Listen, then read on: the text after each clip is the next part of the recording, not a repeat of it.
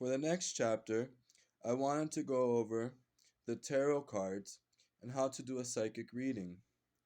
What I like to do is I like to sit with Carmen Sofia, my ancestor, my gypsy godmother, my madrina, and I do a session, la sesión. Typically, before you do a reading, I recommend making a prayer. Sometimes you can make a prayer to your candle. In my case, I'm using the San Ignacio candle. I have probably one of the most powerful candles in the world. Okay, see this one? Okay, so to do the reading, I want to show you the Afro Caribbean style, the style that I have. This is my altar today, a new update. I brought in Mandarin for the Chinese gods, putting a little bit of Filipino, Spanish, a little bit of life to the altar. So I wanted to offer fruit and abundance and good health and wealth. And back to the reading.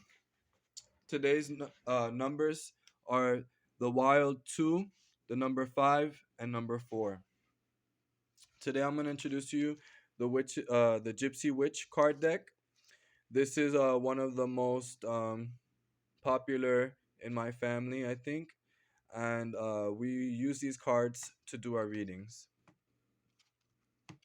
Now, the cards that I had previously are just old cards that I have. Believe it or not, a gypsy's card, real gypsies, really, truly, a real gypsy, okay? All I need is just a couple of my old cards. We don't need many cards to read. We have the cards right here, okay? So this is like an old style, the old tradition of reading your old cards. That's one way to do a reading. And another reading to do is with cards. Now, I bought a fresh deck just because I felt like I needed to go back to Arcana. Okay. Now, we never really used the extra Joker card just because I just don't think I really use it. So I'm going to open it for you guys. Now, the thing is that when you have a tarot deck, we have a superstition that you either must be given a tarot card deck or you must steal a tarot card deck, but you should never buy one. So that's a little mystery. It should either be given to you or you should take one. Sometimes like that. But I like to use the old playing cards that my ancestors like. I like to my old cards, my old poker cards and stuff. But this is a little different. This is more tarot, and I'll show you the Arcana. It's not gonna be so much about a reading, but more about the Arcana. So the first card of the Arcana, we have the number 37. It's an ace of spades. The two swords. The second Arcana, the two of spades. Number 34, the star. The third Arcana, the third of spades. Number 10, the pig. Number 4, the four of spades. Number 49, the eye. Number 5 of the Arcana, the five of spades. Number 6, the coffin, the funeral. Number 6 of spades. Number 29, the mouse.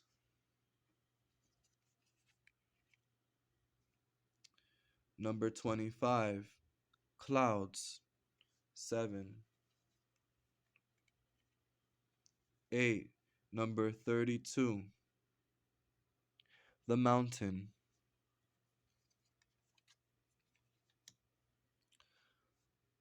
Number 9, the nine of spades.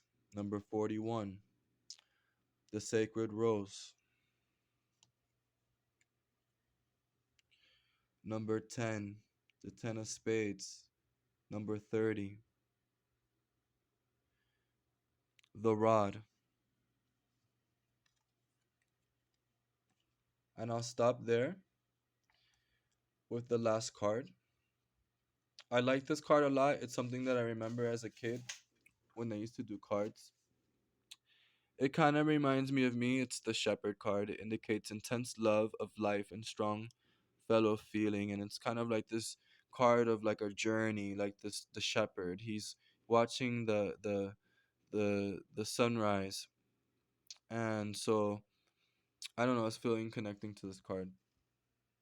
Now for a psychic reading, I have to get closer to my cards. So tonight I'm going to put my cards in my pillow. It's a secret so that I can come closer to the deck. So anytime we have a new deck, we put it close to us to develop ourselves and our psychic connection to the cards. You have to remember sometimes when you work with cards, especially new cards, it takes a little bit of time to develop them. Okay? But I can tell you these are really, really, really good cards. If you want to get your own type, you have all types of different arcanas. There's the classic arcana, the old deck, the old classic arcana. I like those cards as well. So I hope this video is a good tutorial just to kind of start off the page with how you do psychic readings. Typically to go with a reading, you're going to tap the deck in half and then I go over my cards like that.